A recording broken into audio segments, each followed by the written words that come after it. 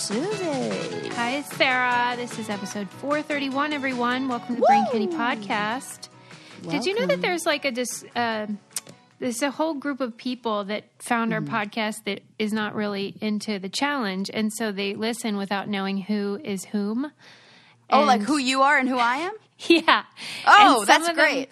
Don't know what we look like, and so when they go to our Instagram, they make a big thing like, this is not what I thought I was going to see. And I'm like, what do you think you were going to see? I want people to, I want to know so bad. Oh yeah, that's so fun. I wonder what people think.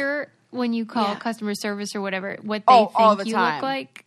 Oh, I am always pretending what they look like. Well, yeah, but don't you ever think they're doing it back?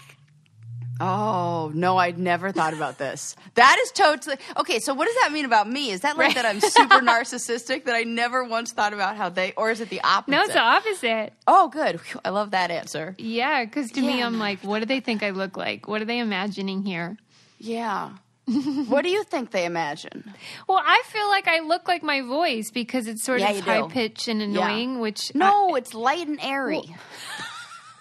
Light and airy. Yeah, you're like a little fairy. You're like I used to like Suze, people with like your body type always have like, this is gonna sound so weird, dainty fingers.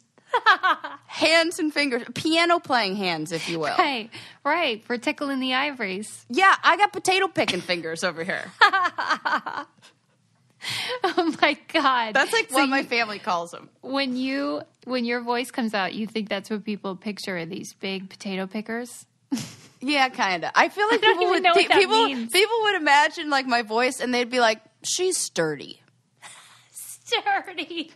Yeah. Stop it. Like whatever they're imagining, and I don't know what that looks like in people's heads, but that's how I imagine my voice. It's kind of like the same as my walk. Like I have a walk. It's like when I get the BDE kind of walk. Yeah.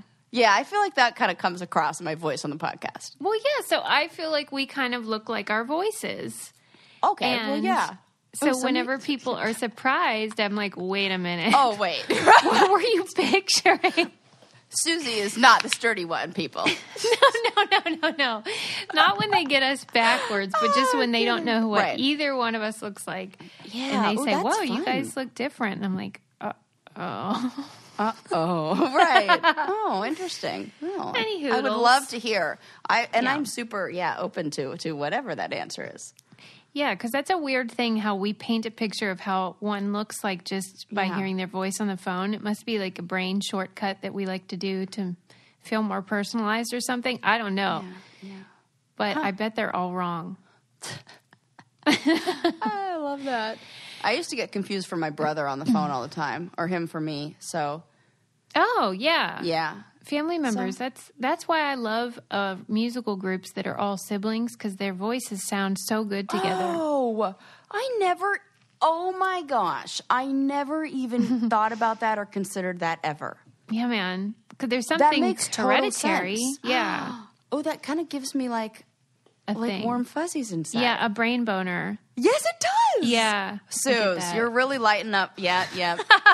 You're getting all the good juices flowing in my brain today. You know, the Jackson 5, the Everly Brothers, Beach Boys. We're just going to go ahead and give the Osmonds, the Donnie and Marie. Hey, they do have good voices. I'll give them that. That's about there. it. The One Take Osmonds. The Hansons? Jonas Brothers? they sound great together. Beautiful Hansons harmonies. Sound great together. The Hansons? No, it's just Hanson. Hanson. Yeah. But anyway, so people often mistake siblings' voices, which is fun. Yeah. Also, I got a message from somebody. I should look up her name, give her a shout out. She was like, hey, I love your show, and I decided I wanted to listen to it from the beginning, so she started back at episode 1. I saw this. Oh, wait a minute. On Twitter. Was it? Oh, no, that was just a nice one. This one was private. Getting all excited.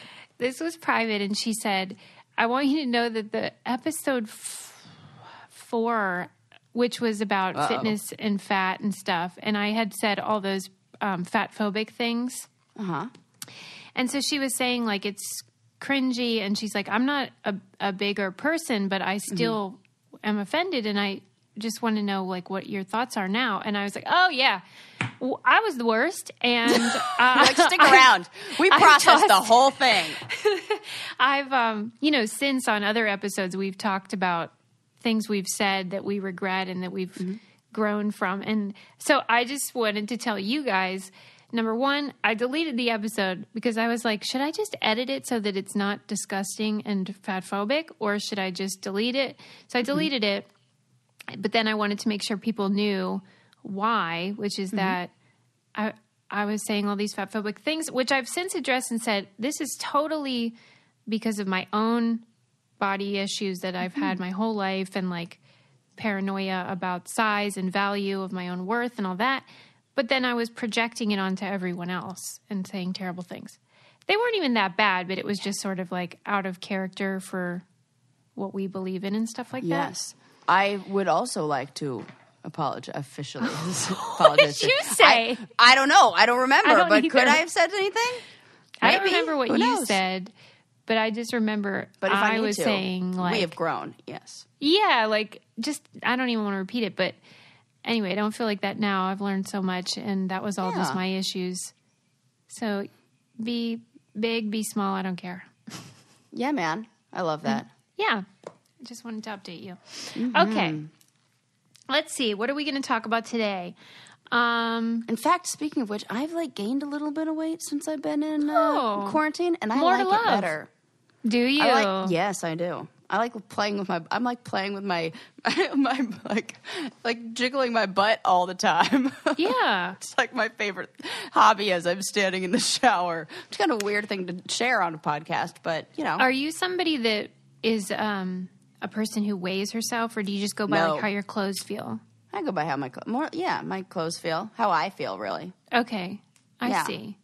Yeah. And you're like, I'm enjoying more to love. Yeah. I feel good. That's great. Yeah. Wouldn't it be nice if we could all just feel like that all the time? Yeah. Just whatever you are is great. Yeah. Yeah. We should. Well, you know what? I've just been looking at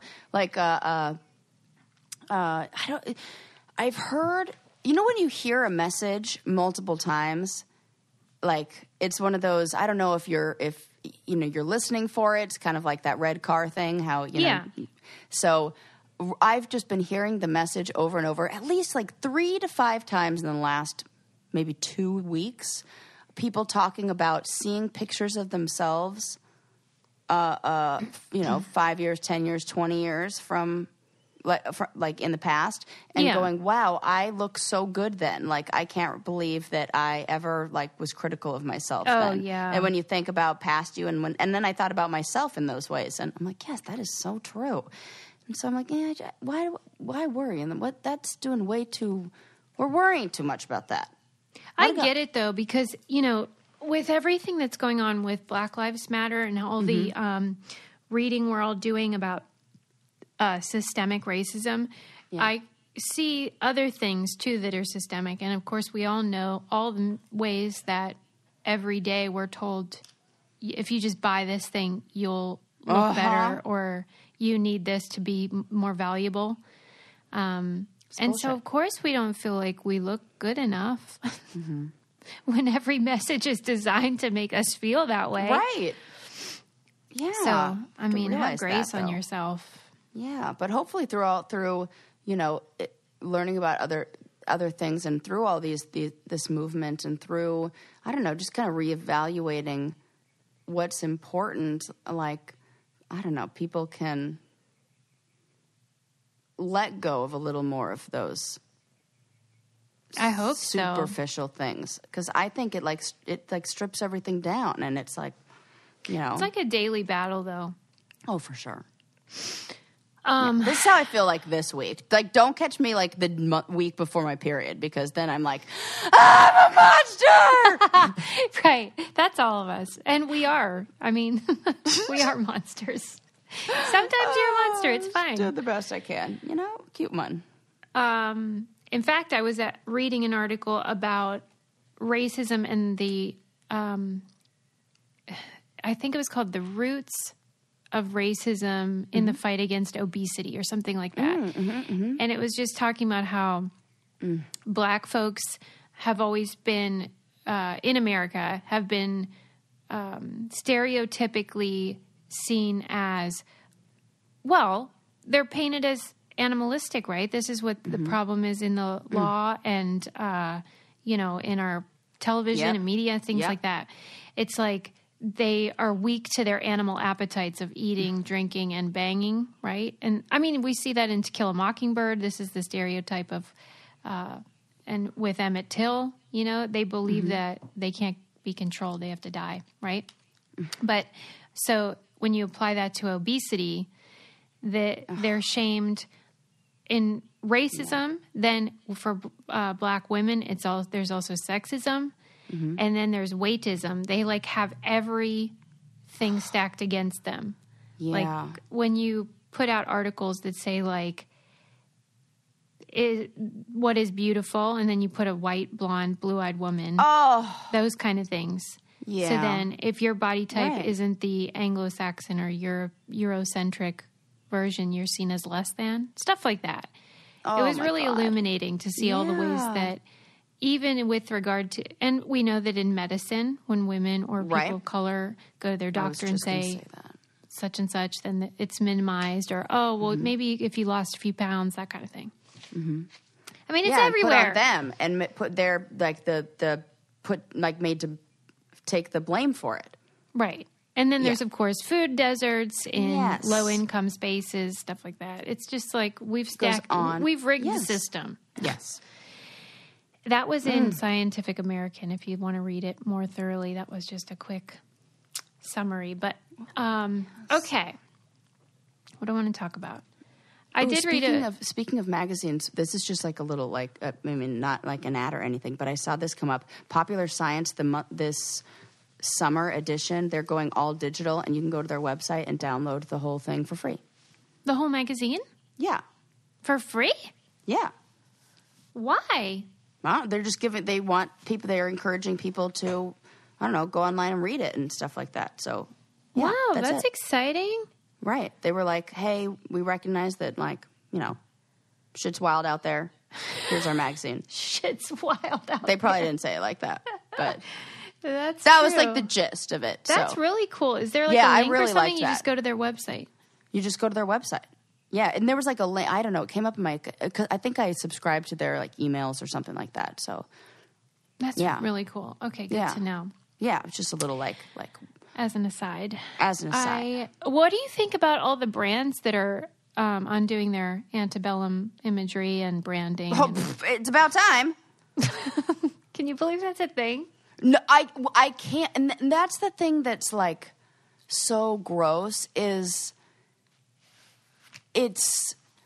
I can't believe that it took me so long to recognize Soup Plantation and how racist that was. I mean, it's so obvious, but it was so. What were they thinking? And then it was funny because we were at the grocery store the other day, and they were out of Bisquick, and so the only thing that was left was Aunt Jemima. So we got a box of that, and then we made the most bomb-ass pancakes this weekend. They were so good. And I was like, man, I might have to keep buying boxes of this. And then just yesterday it comes out of the kitchen, when I was in the bedroom, and he goes, well, looks like we may have gotten the last box of that ever. Time to go back to the drawing board. We might be making this from scratch. Aunt Jemima. Yeah, Aunt Jemima. Yeah, yes. Which is totally, and then I was thinking about, I'm like, that's PepsiCo. Yeah. It's definitely not a black-owned business. Come on. Okay, but in that case, they've been around forever, so I can see why it just lingered. Whereas Soup Plantation, that can't be that old. That can't be. They put that in there way too late. Aunt Jemima's just a legacy racist holdover. But thank goodness they're changing it. Yes. Yeah, I was talking with a friend the other day, and we were talking about speaking out about things like anything that you see at work or any environment you're in, and about how there could be fear around doing that, for somebody in their own field for fear of getting blacklisted. And as soon as the word came out of my mouth, I was like, and even that is riddled in racist language. And I was like, oh my God, we need to re-examine everything and, call it as we see it. Yeah, some of them I never even thought of. Like, Aunt Jemima's so obvious. Uncle Ben's so obvious. I never, shame on me. I never noticed the Land O'Lakes Native American icon, whatever. Yeah. And then Eskimo pies. I never thought about that for even 2 seconds. I don't either. The one that rebranded themselves, the California raisins. What's that about? So it was like a migrant farmer that was pictured. It was like a woman in...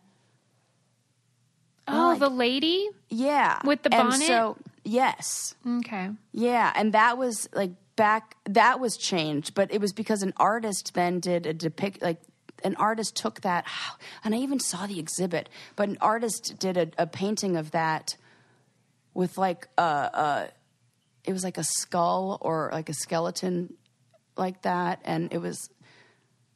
There was a whole story behind it. I know none of the details right now, but that was changed, and that was like before that was probably, I don't know, maybe like 10 years ago, 15 years ago, something like that. But yeah, can you? It's just that. Like, oh, and how about the freaking what is it? The Redskins who are like, yeah, we stand united with Black Lives Matter, and people are tweeting like, okay, like totally racist name team. Right. Well, I think you're familiar with my legacy as my high school mascot. Yeah, what was it? An Indian. Oh my gosh. Have you seen me? No. To the people who wonder what I look like, I do not look at all like a Native American. Uh-huh. Oh gosh. Not at all. So I guess God. it was a couple of years ago now. I went to do like a throwback pic of me in my mascot uniform. And I put it up, and then I was like, wait, I think in the caption I was like, this is so weird to see now, blah, blah, blah. And someone wrote, so why did you put it up? And I thought, that's a fair question. So I deleted it. And then I thought, well, I got to do something about that. So Adam and I have been talking this week about how I need to work to get that changed.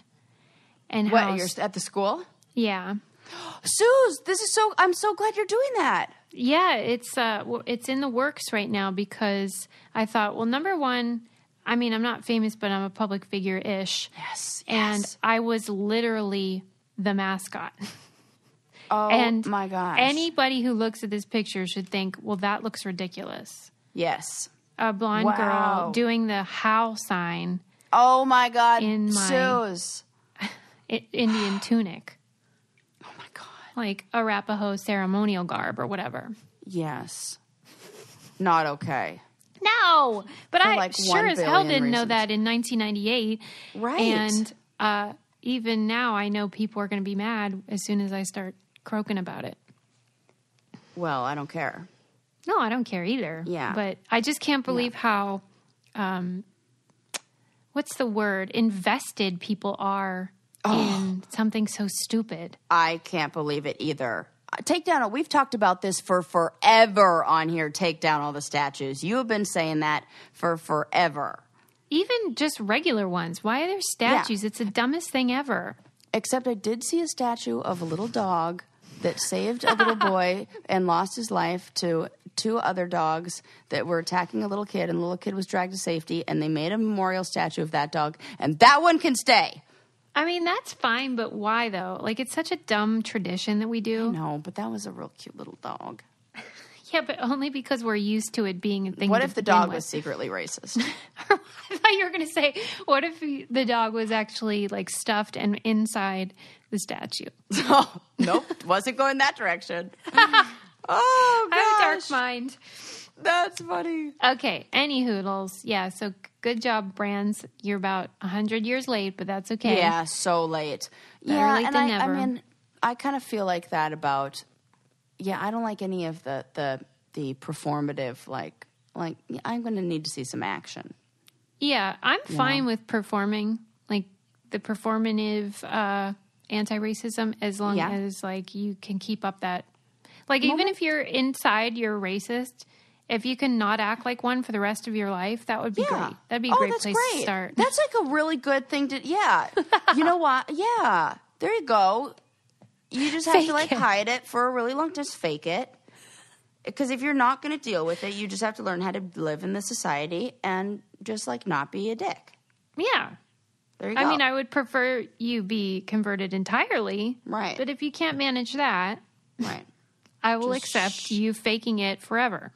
I mean, my mom always used to say, what does Thumper's mom always say? And we would always have to go, if you can't say something nice, don't say anything at all. So we should just apply that to, like, the whole world. That'd be great.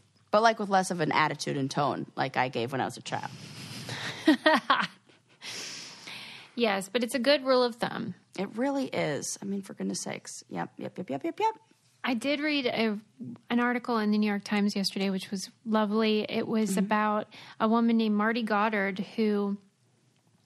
I was not aware of this, but she had invented the rape kit, and it was such when you read it, you get mixed emotions because you're just so impressed with her advocacy and the work she did on behalf of rape victims. But it's enraging because not unlike so many other things, the name of rape kits is named after the cop who basically stole her whole idea and all the credit and pretended like it was his idea. What? Whoa. Yeah. Tell me this story. She worked in Chicago and she started like just going into talk to women and say like at doctors' offices and things like that and talking to doctors about rape and how can we... No one was believing women. It was always a he said, she said in 1970 especially. That was basically too bad. You probably just had sex and you regret it. And what did you wear? And did you ask for it kind of thing. All the awful things, right. So she thought, well, if that's all we have, then we need science and we need something that can speak for the woman that they will believe. And so she got the idea to work with doctors and nurses and figure out how can we collect this evidence. Yes. And she developed the prototypes and decided what was going to be in this kit. And then in order for it to work, in order for police stations all over the United States to do it, she basically had to partner with a man so they would listen. Mm-hmm. And so somehow... I forget there was a reason, but somehow she ended up working with this one cop who was a jackass, and he did nothing and then took all the credit, and his name is on the rape kits to this day. Oh. And then she ended up becoming like an alcoholic and stuff because she was because it was so soul crushing. Oh my God. It was a real downer, but you know, I appreciate her and we honor her today. Yes, we do. Yeah. God damn. It's depressing. Yeah, that was the New York Times. But thank God that we have them. That was the New York Times. And, like, I didn't know this. I'm learning so much and seeing how ignorant I was. You know how there's always these stories about all these rape kits are done, but they don't ever do the tests? Yeah. Well, I never knew that it costs between $1,000 and $1,500 to conduct the full test of all the rape kit things. Oh, it's the most costly crime to the department or whatever. to the justice system. It's like, yeah. And so, you know how like we've seen now how police budgets are insane. They have like money to burn. Yeah. But whenever it comes to the rape kits, they say they can't afford to do the tests. Yeah. And so sometimes women have to just crowdfund or sell baked goods and whatever to get their own rape kit tested. Oh my God, that's so awful. Yes, it's infuriating. And so the system needs to be fixed still, but maybe we could start honoring Marty Goddard for her badassery. Oh my gosh. And at least she was doing the dirty work and getting things done. Thanks, Marty. Thanks, Marty. Sad. It really is. I'm glad you share that. Yeah, because once you know, then you can start making changes or learn more and hold people accountable, namely law enforcement. Yeah. I'm looking up, because I have that number, because I talk about it in my presentations and how much it costs and how expensive it is. I can't find it. But anyways, what, the rape kits? It's like how much it costs. Like the average person who follows through with all that, it's something between like $3,000 and $5,000. And so you wonder why nobody, like, if you wouldn't report either if it cost you $5,000, and like you can't just go in there because then you got to go through. There's a whole bunch of stuff. It's like it's not just. It's just fucked up, man. Got to change it all. Yeah, it's not right for sure. Yeah. Anyways, in one case that I do agree with law enforcement was a thing I read the other day where police officers fined a man that they had in custody for farting. With, oh my gosh! With quote full intent, which I guess means like really forcefully. Yeah. When? This guy Where? was in custody. It wasn't even in America. It was in Europe. Okay. And he was in custody, and he was real mad, and he decided he was going to show them how mad he was by breaking wind violently. How does one control that?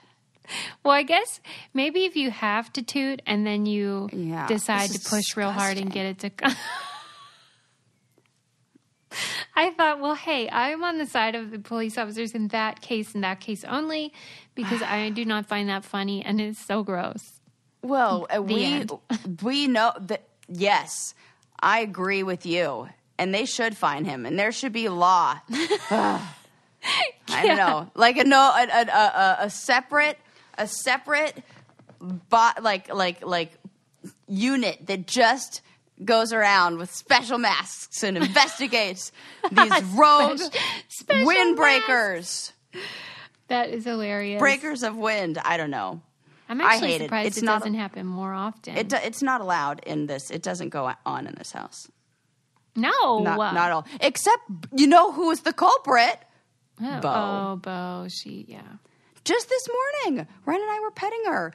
And as we're petting her, like right next to the bed. And he and I look at each other and we're like, was Bo, excuse me, getting all comfortable right next to our bed? Get out of here with that. What is wrong? Why did dogs always do that? Well, I mean, people do it too, I suppose. So I think it's just like the same. It smells so much worse. Oh, it's the worst. It's got to be what they're eating. But like, yeah, it's got to be that. Bo gets a little cheese on top of our food, so I would imagine that's probably has something to do with it. Oh my God, I would stop that right away, but I know you have to do what you have to do. She protests. The woman won't eat if she doesn't have her like perfectly. You know, that was my mistake. I treated her like, ugh, can't go back now. Well, now that I've tried Som Sleep, I can't go back now either, because this is basically a sleep drink in a can, and I don't know how they do it, and frankly, I don't care. And I need all the help I can get these days. I have so much trouble sleep. You guys know. I always talk about my edibles and all that jazz that I have to try. This is so cool because it's drug-free, so it's not habit-forming, and you wake up feeling refreshed. They're berry flavored. It tastes really good. Helps you fall asleep in as little as 30 minutes. I mean, I think a lot of people have trouble sleeping. So if you are one of those people, this is such a great option. I'm always looking for things like, please, somebody, because my wheels won't quit turning. So I need something to calm me down. And anyway. The bath alone just won't do these days. It can only do so much. Right. Right now, Som Sleep is offering our listeners 15% off their order. Head to getsom.com. That's GETSOM.com. No E. GETSOM. And use code BRAINCANDY. You get 15% off at checkout. You will love it. You can get 12 or 24 packs. There's zero sugar options. It's great. It's all natural and like magnesium and melatonin, all that good stuff. So give it a try. Okay, moving on. Gosh, even just talking about it makes me sleepy. Isn't that nice? Yes, maybe it's your voice. So relaxing. Soothing. Melatonin, magnesium. People probably know that we're not like sports people on this show so much. Right. We're that's just not our thing. But every so often I read a sports story. In fact, I read this one and I asked my friends, I'm like, Matt, why didn't you tell me? This is the sports story I want to hear. So anytime you hear stuff like this is what I want. It's like the time you told the story about those pitchers who switched lives. Oh, yes. Right. Like that. Where are they hiding that? I want those sports stories. Yes. Basically, I want the human interest stories within sports. Exactly, especially if they're weird. And in this case, this was a Pittsburgh Pirate, let's go Bucks. In 1970, a guy named Doc Ellis pitched a no-hitter whilst high on acid. I've heard about this. I mean, why don't you tell me these things? No, but like I've only heard of it as like a urban legend. Yeah, tell me everything. Okay, so this guy, Doc, he pitched a game, and then they had a day off, and then they were going to do another game. So on his day off, he drove down to, I think, San Diego, and hung out with his girlfriend and hung out with his friend, and they were like doing all kinds of drugs and having a grand old time. And then the next morning, which was game day, he was already hopped up on everything, and so he like mistook what day it was. No. Oh. So then he was like still in the party mode and took an acid in the morning. And then You're such a square. I was going to make a joke and be like, Susie, have you ever done LSD? To which you would like crack up. But then you already gave that away when you said, acid. What is it? I thought it was like on a little postage stamp type thing. Yeah, I've never done it. So I have the same questions about things. But I think it does come on a dropper. But it comes on like out of a dropper or like on a little sheet of paper or like. Yeah, and you don't call it like acid. Yeah, you just do acid. You don't do acid. There's no article. Okay. Well, he did acid. Susie said acid. Oh my God. He did one of those acids. And then somebody was like, hey, do you know you have a game later today? Like, how's that going to work? And he was like, oh, shit. And he jumped on a plane, came back to wherever, and got to the park 1 hour before the game, still super high. And then back in those days, this was before they tested for amphetamines, and everyone was just doing meth before every game. Oh, my God. So they called them greenies, and you would go into the locker room. Oh, my God. And he took a bunch of greenies. So now he's on acid, but now he's also on meth. Jesus Christ almighty. There's probably a name for that, those drug combos, like hippie flipping or whatever they're called. Right. So he did the game, and he said that sometimes the ball would seem really big and really slow, and other times the ball would seem super small and come real fast. And he thought that President Nixon... He pitched a no-hitter. He pitched a no-hitter. I forgot about that part. Damn! Right, drugs make you really good at baseball. I suspect that the greenies had a lot to do with that, though, because probably. if I were doing meth, I would probably be real focused, too. Yeah, but like I feel like maybe the LSD, from what I've heard of people who have described LSD to me, is that you can see, like, everything radiates and everything has, like, movement. And so I wonder if he could, like, it's almost like synesthesia, I would imagine. So I wonder if he could, like, sense... Like, he could see where he was going to, like, I don't know. I guess he's throwing the ball, not hitting it. Maybe, but you would think, because I guarantee you nobody considers LSD a performance-enhancing drug. No, definitely not. Definitely not. I'm really just trying to make the argument for why this could have happened. Why it's great. Yeah. He said he thought President Nixon was the umpire, and that at one point he believed that he was pitching to Jimi Hendrix, and instead of a bat, Jimmy was using his guitar. Well, that's cool. Isn't that the best? The best. Now, people feel like he's lying. I don't, what's it called? Endorse the use of any sort of those kind of drugs. I do. That's hilarious. Oh, my God. I'm terrified of all that. Well, a lot of people think he was not telling the truth. He came out with this story in, like, 1986. And previously he had said he was hungover during the game. And he was known for being a guy who liked to be a bullshitter and like to tell tall tales and exaggerate. But frankly, I have no reason to believe he's lying. Right, because also the no-hitter part is the part that makes me like, oh, yeah, why wouldn't he? Why, yeah. Yeah, because he wasn't using it as an excuse on his poor performance or anything. Right. It wasn't like a get out of jail free. And maybe he didn't say it earlier because he didn't want to get in trouble. He said that. That's what he said. Yeah. Yeah. That makes sense. Yeah. Yeah, he probably did that. It makes much more sense that a baseball player at that time did that than didn't do that. Yeah, right. For real. I guess it sounds too fun to be true or something, so people... And have they been to San Diego and OB down there? What's that? OB, Ocean Beach in San Diego. It's totally like Venice Beach, like hippie. Maybe that's where he got it. Yeah, I guarantee you that's where he was chilling in San Diego with all the hippies. It's cool. I love Doc Ellis, and I just love that story. So 3 cheers for that guy. That's crazy. Would you ever do LSD? Yeah, I want to do the microdosing that you suggested. Oh, my gosh. Isn't that LSD? I think I said mushrooms.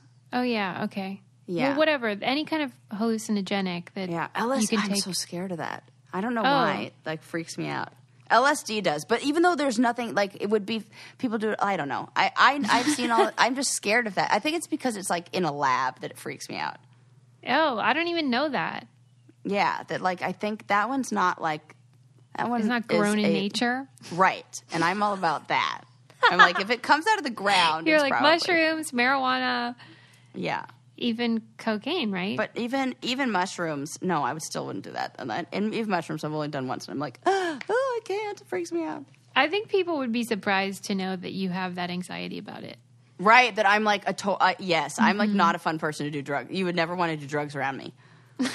I would ruin your high because I'd be like, let me check your blood pressure. How are you doing? What are you saying? What's going on?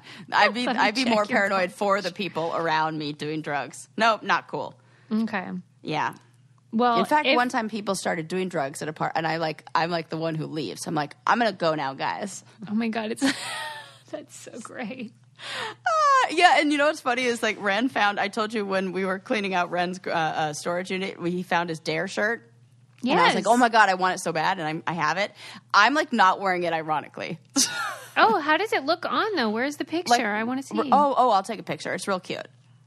Okay. Yeah, does it's it like fit baggy great? and cute. I'm super excited. Yeah, it's like baggy and cute. I like tie a little knot in it. I'm like, you know, not a lot of places to go right now, Sue. So I'm gonna get one on eBay. I need one. Yeah, you totally should. They're real cute. I love it. We could wear them together. I love how you're not wearing it. Ironically, yes. You really do want people to say no to drugs. Yes, I do. That's hilarious. So funny. Okay, let me see. What else do I want to talk to you about? How about I read a cool, I'm obsessed with crows. I read a great article about... I love that you say it like, I'm obsessed with crows. I have a problem. They are so smart. I just love crows, okay? And ravens and crows hold grudges for weeks. This makes sense. And look, of course you like them. This is only adding to the reasons of why you like them. Exactly. I feel like, good, I get you. Maybe it's like your spirit animal. Yes, I can't say that anymore, though, because it's, what's the word? Appropriating Native American culture. Okay. I'm nixing any spirit animals. However, if there were another word for that, then that's what this is. Because Mental Floss, this is where I found the article, was telling us about a study that, here's what they did. So they would give all the birds a piece of bread. And I didn't know this. I was glad to find out. They actually prefer cheese rather than bread. And good to know. Yeah, well, right? Who doesn't? Again, add it to the list. Exactly. I love bread and cheese, and I prefer cheese over bread. Yes. Same. Okay.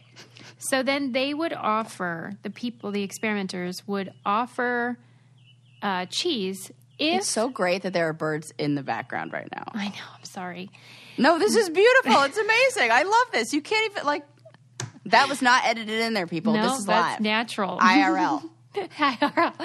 So if the raven would give up their bread then the experimenter would offer them cheese. So it was about trust and reciprocity. And so every so often... you don't take this, I'll give you something better. Yeah, like if you give me your bread, you'll get rewarded for it. You'll get this really nice piece of cheese. Yeah. And then some of the experimenters afterwards would give them bread, and then the crows would give it back, and then they wouldn't give them the cheese, right? So then the birds are pissed. So then they give them, all the experimenters line up, and the crows and ravens got to pick who they wanted to trade with. And so they would all choose the people who are fair and just and who they know will... Even animals get it. Yes, and they could remember for weeks who the people were that were stingy with the cheese. Wow! Which I love. And the weird thing, well, if they could remember for weeks, I think they could remember forever. Maybe forever. I think this is just however long the experiment went. Maybe, yeah. I bet it's one of those, because I don't see any reason why they would stop remembering. Yeah, they're like a steel trap. Yep. Don't fuck with us, we'll remember. Right. So the weird thing was, or maybe not weird if you would have predicted this, but they were terrible, though, at knowing who had screwed over their friends. So they weren't keeping track of, like, if you were not fair with other crows, they were only remembering if you screwed them over, which is also a human thing that we do, where it's like, yeah, you can screw that guy over as long as you're fine to me. Oh, my gosh, yeah. Or maybe none of the crows, maybe, like, the crows are just, like, really, like, they don't want to cause problems, and they don't like complaining about their own problems. Yeah, so the social hierarchy. Yeah, they like don't complain. They're like not big complainers. So they didn't complain about getting, and so the other crows had no awareness. Like, so did the other crows? They were observing, though. They were observing it. Yeah. Okay, so it wasn't just like them sitting around chit-chatting about who's being I love stingy. how you're making them like people. It's so great. Well, I feel like that's what we're doing here. So there you go. Hopefully, and I'm kind of getting annoyed with my crows because it really is starting to feel like a one-sided relationship over here. Oh, I'm so sorry. Like they go out well, and they have call you tried for cheese? Me. I know. Well, after I told Lincoln this story, he was like, "Well, then we should give them Cheez-Its." So we've been doing that. Oh, that's then good. It's cheese and bread. That's a good, smart kid. Right. I was like, that's a great idea. Because now that you're not coming over, who's eating the Cheez-Its? Like, usually we do that during our lives. Oh, my gosh. Yeah, you got to get rid of them. You're going to get stale. They're going to get stale before the next time. Nobody likes a stale Cheez-It. Right. Well, maybe crows do. Who knows? Anyway, so if you're feeding crows, I love that. Just remember, they're keeping track. Don't be stingy, and maybe throw in a little cheese every now and then. Yeah. And then, I'm trying to think of how else we can win them over. Yeah, keep thinking, because I'm running out of ideas. I will. Like, what if the next door neighbors are, like, giving them unlimited birdseed? And they're like, what the heck? Oh, my God. People over there are holding out. Like, you don't know what the... I feel like ours is higher quality. I don't know. Probably. Homemade. That would be... Okay, here's a debate for today. Ooh. That I thought would be fun with you, because I think you would have stronger feelings than most people about this. I usually do about most things in general. Yep. That's so true.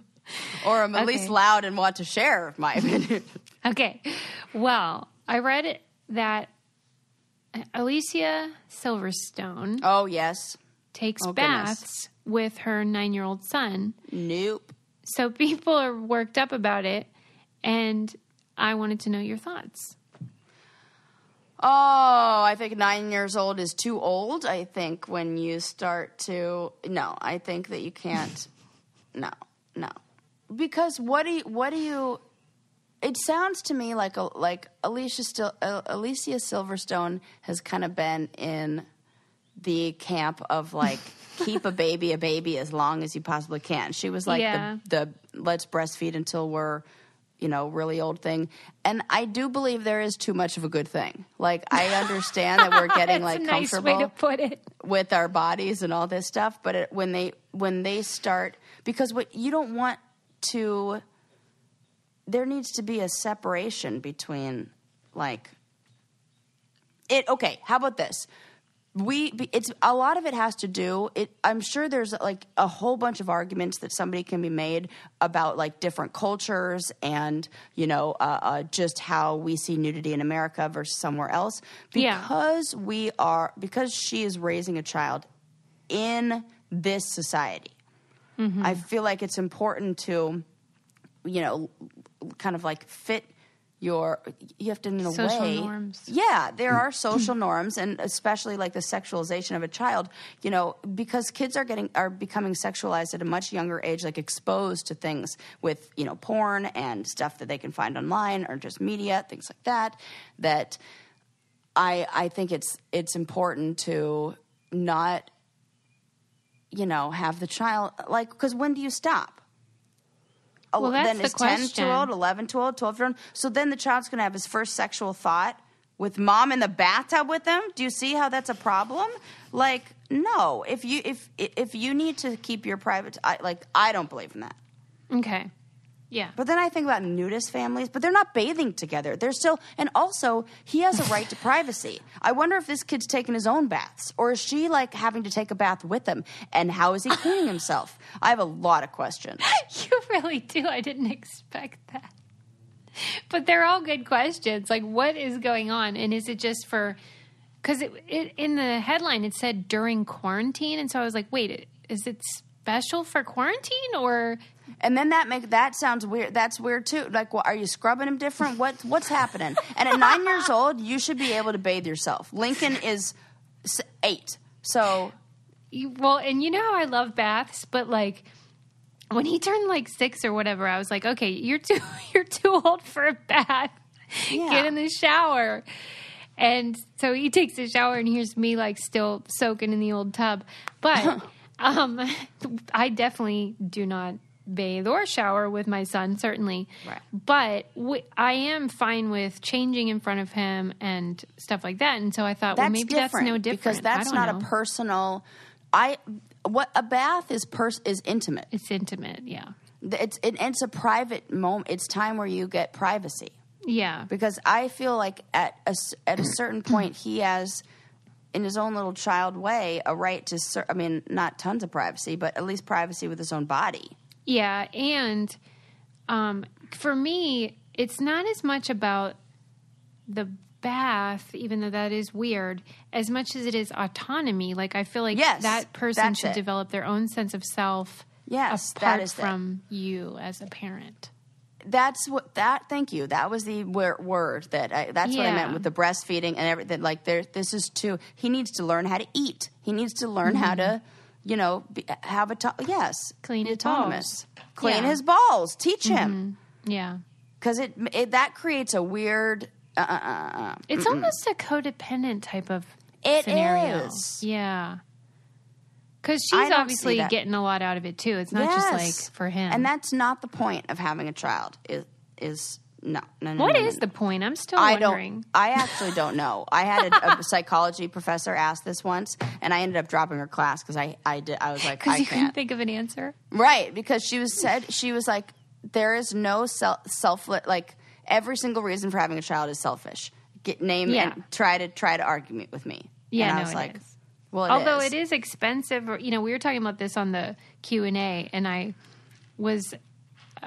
it annoys me when people always talk about, like, because it's always said so flippantly, like, babies are so expensive, you got to save for diapers. And now if we're talking about childcare and college and stuff, that sure is expensive.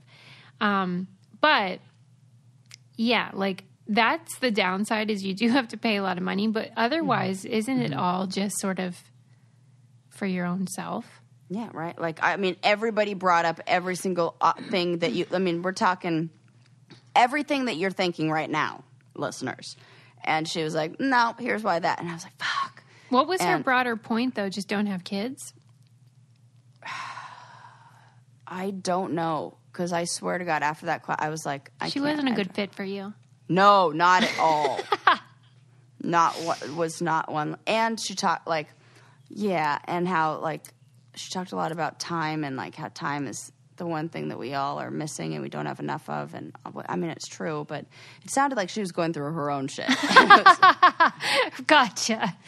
But yeah, I mean, I think Alicia Silverstone seems like a really lovely mom and very committed, and I'm sure she gets annoyed with people weighing in about how she's doing what she's doing.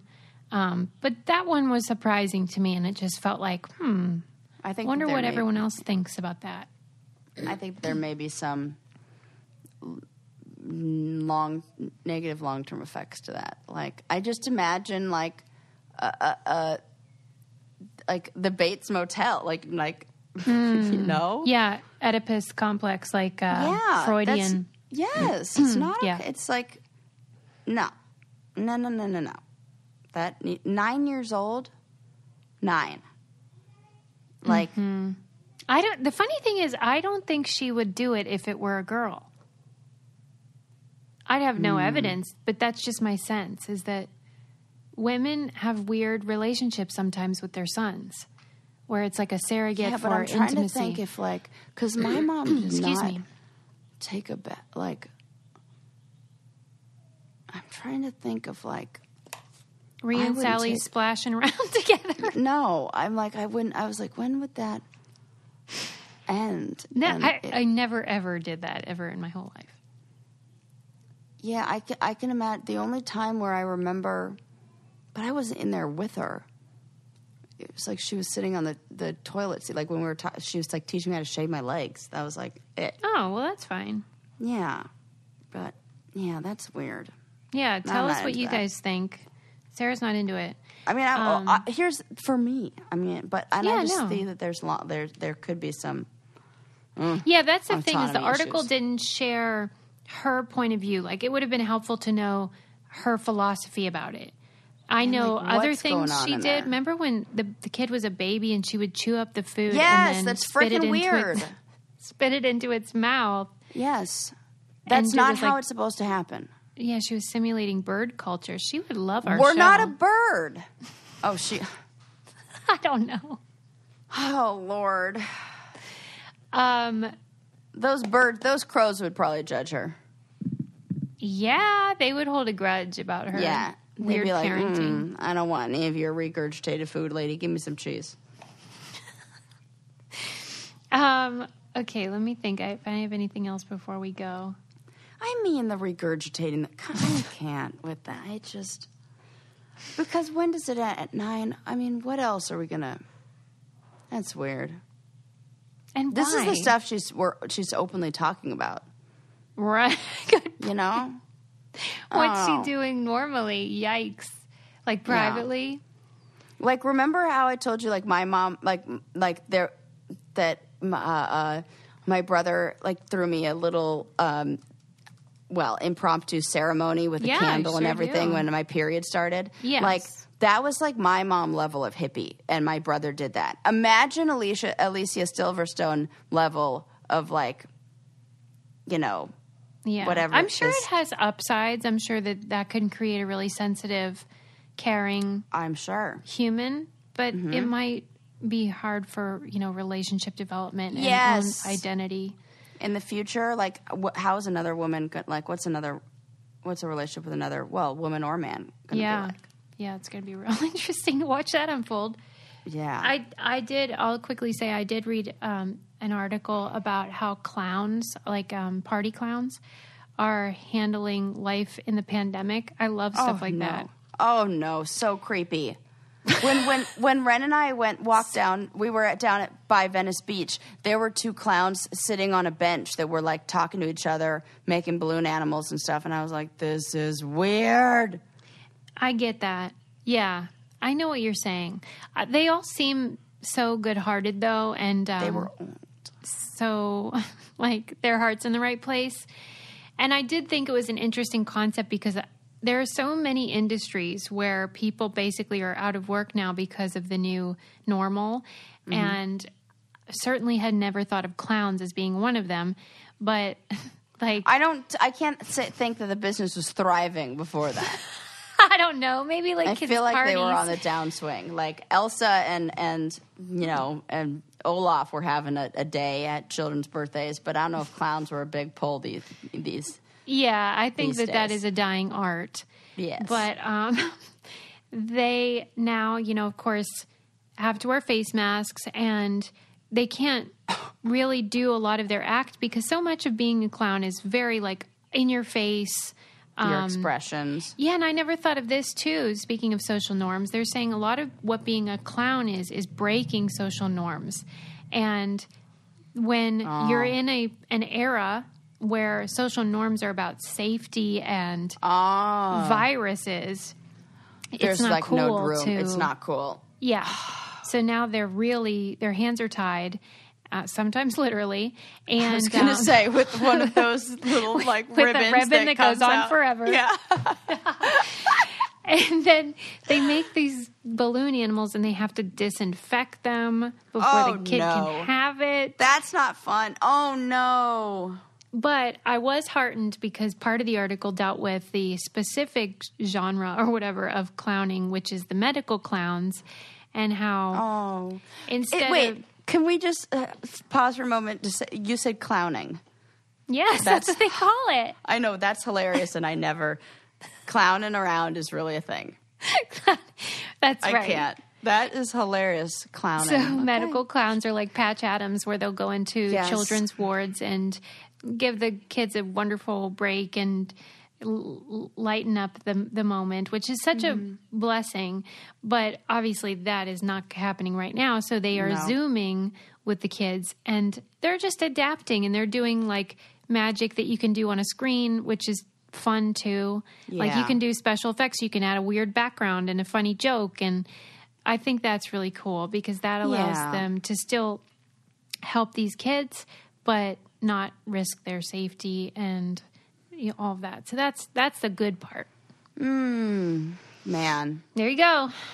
Clowns. Tough. Clowns, man.